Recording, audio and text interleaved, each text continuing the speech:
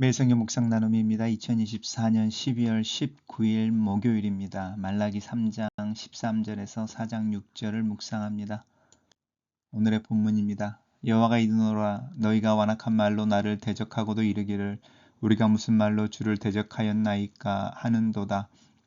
이는 너희가 말하기를 여호와를 섬기는 것이 헛되니 만군의 여호와 앞에서 그 명령을 지키며 슬프게 행하는 것이 무엇이 유익하리요. 지금 우리는 교만한 자가 복되다 하며 악을 행하는 자가 번성하며 하나님을 시험하는 자가 화를 면한다 하노라 함이라.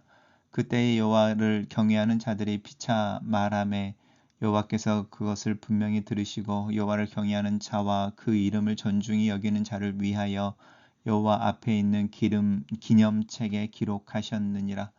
만군의 여호와가 이르노라 나는 내가 정한 날에 그들을 나의 특별한 소유로 삼을 것이요 또 사람이 자기를 섬기는 아들을 아낌같이 내가 그들을 아끼리니 그때에 너희가 돌아와서 의인과 악인을 분별하고 하나님을 섬기는 자와 섬기지 아니하는 자를 분별하리라.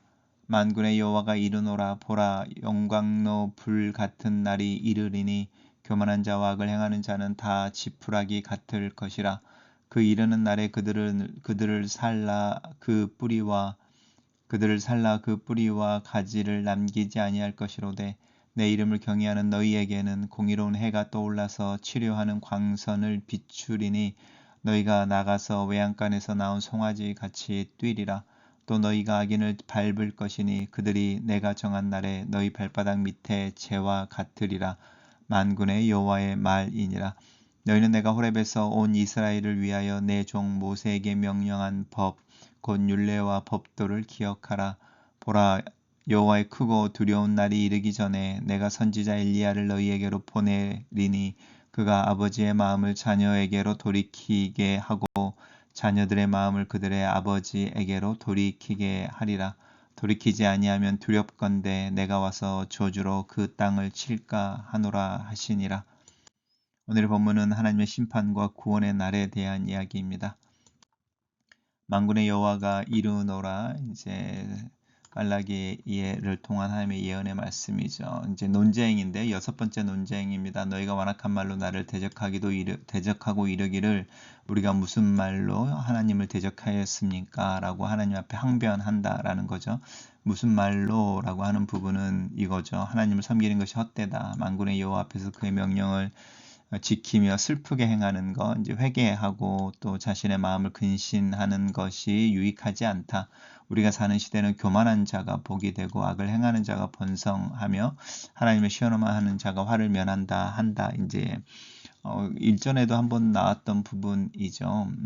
이스라엘 백성들이 바벨론에서 이제 귀환하여 믿음으로 예루살렘 성벽을 재건하고 또 예루살렘 성전을 재건하고 이제 하나님께서 행하시는 어떤 새로운 일들이 일어나기를 기다리고 있었는데 이제 그런 일들이 일어나지 않는 거죠. 오히려 그들의 삶은 척박하고 또 이제 곤란한 가운데 있을 때에 자연스럽게 그들은 하나님을 두려워하거나 또 하나님을 섬기거나 하나님 앞에서 근신하는 것에 대한 이 경건의 가치에 대해서 부정하게 되는 어떤 때가 있었던 것 같습니다. 그래서 교만한 자, 악을 행하는 자, 오히려 하나님을 시험하는 자, 자신의 삶을 자기 스스로 개척하기 위해 쓰는 자들이 오히려 이제 유익을 얻는다. 이렇게 이야기하는 시대에 하나님께서 말씀하십니다.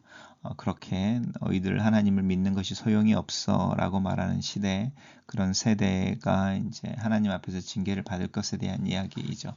그때에 이렇게 많은 사람들이 하나님을 믿는 것의 불필요함, 또 하나님을 신뢰하는 것에 의미가 없음에 대해서 이야기할 때 여전히 남아있는 이죠. 소수이지만 여호와를 경외하는 자들이 있는데 그 경외하는 자들이 이제 하나님의 편에 서서 하나님을 대신해서 말을 하기를 하나님께서 반드시 그걸 들으신다.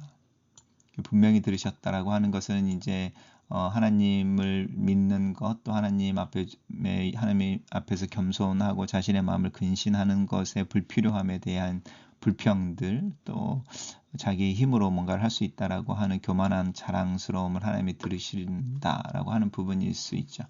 여호와를 경외하는 자와 그 이름을 존중히 여기는 자들은 똑같은 의미입니다. 여호와께서 그들을 기념책에 기록하셨다, 기억하신다, 그리고 구원하신다라고 하는 부분입니다. 만군의 여호와가 이르노라 이제 이러면서 그 하나님께서 구체적으로 1인칭을 써서 이제 메시지를 정하시는데요. 이 정한 날이라고 하는 부분입니다. 그들은이라고 하는 부분은 이제 여호와를 경외하는 자들, 또 그의 이름을 존중히 여기는 자들이고요. 나의 특별한 소유로 삼을 것이다.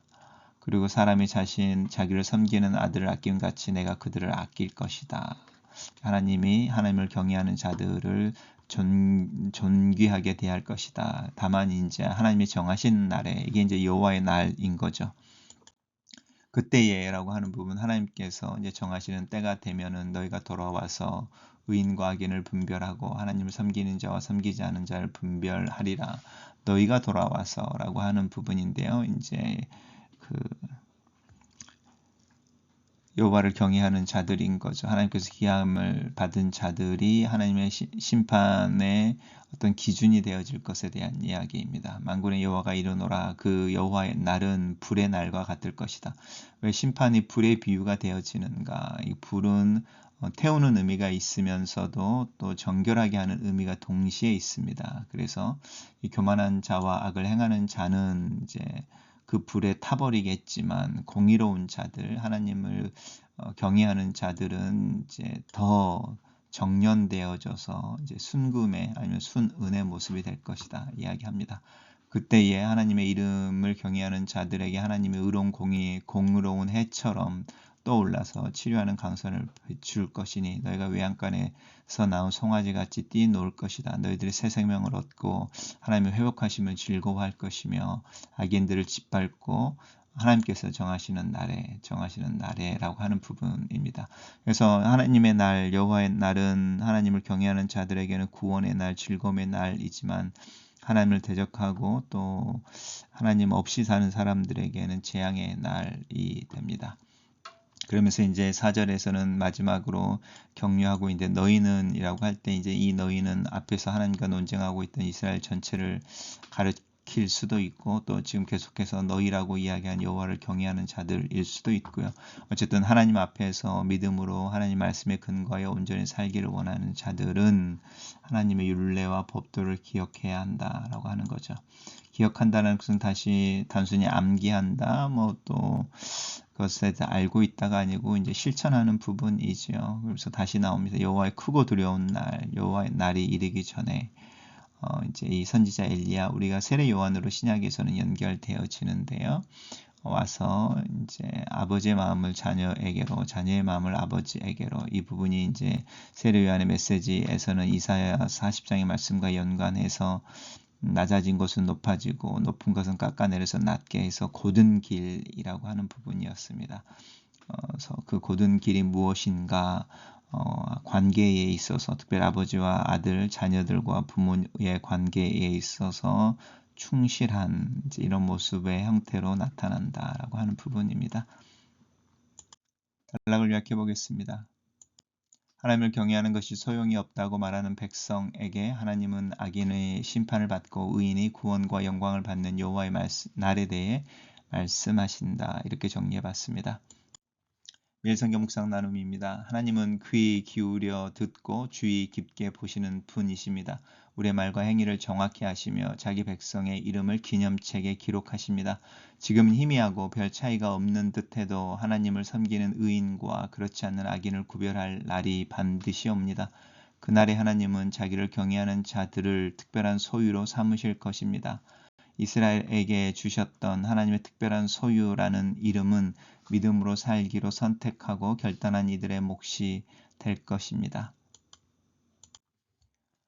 여호와의 날이 이르면 하나님을 경외하는 의인들에게 공의로운 해가 치료하는 광선을 비출 것입니다. 그러면 그들은 불의한 세상에서 입은 상처를 깨끗하게 회복하고 송아지가 외양간에서 나와 마음껏 뛰놀듯 그들을 괴롭히던 어둠의 세력과 모든 고통으로부터 자유를 얻고 즐기게 될 것입니다. 반면에 악인은 불길에 지푸라기처럼 살라지고 뛰노는 의인의 발바닥에 재처럼 밟히게 될 것입니다. 장차 다가올 여호와의 날은 우리가 오늘 어떤 길로 가야 하는지를 가르쳐주는 길표와 같습니다. 하나님은 엘리야를 보내시면서 그가 하나님의 백성의 마음을 다시 하나님께로 돌이키고 하나님의 마음도 그들에게로 돌이키게 하여 관계의 회복을 가져올 것을 말씀하십니다. 이는 곧 하나님이 모세를 통해 맺으신 언약 관계의 회복을 의미합니다. 엘리야가 오리라는 예언은 세례 요한을 통해 성취되었고 그리스도의 오심으로 여호와의 날이 시작되었습니다. 지금 우리가 할 일은 언약의 말씀을 기억하고 날마다 말씀에 내 마음을 조율하여 하나님께 맞추는 것입니다. 현세적 복을 탐하는 자들은 하나님을 믿는 것이 아무 유익이 없다고 말합니다. 악한 자들은 더욱 번창하니 회개하고 겸손히 행동해봤자 아무런 유익이 없다는 말로 대중을 선동합니다. 그러면서 우리가 무슨 말로 주를 대적하였나이까? 라고 반문합니다. 선하게 혼재하는 현실에서 뚜렷한 결과가 보이지 않는 믿음은 별 매력이 없습니다. 하지만 그럴 때 또 가장 필요한 것은 하나님의 선하신 섭리를 전적으로 신뢰하는 겸손한 믿음입니다. 글로 쓰는 기도입니다. 살아계신 하나님, 하나님을 경외하고 말씀을 기억하며 말씀을 따라 사는 하루하루가 되기를 기도합니다. 살아있는 하나님의 말씀 앞에 정직하게 서는 자가 되게 도와주시옵소서.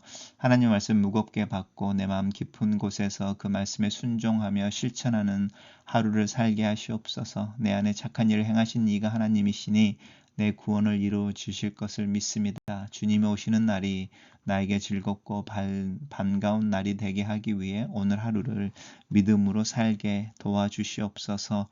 예수님 이름으로 기도합니다. 아멘.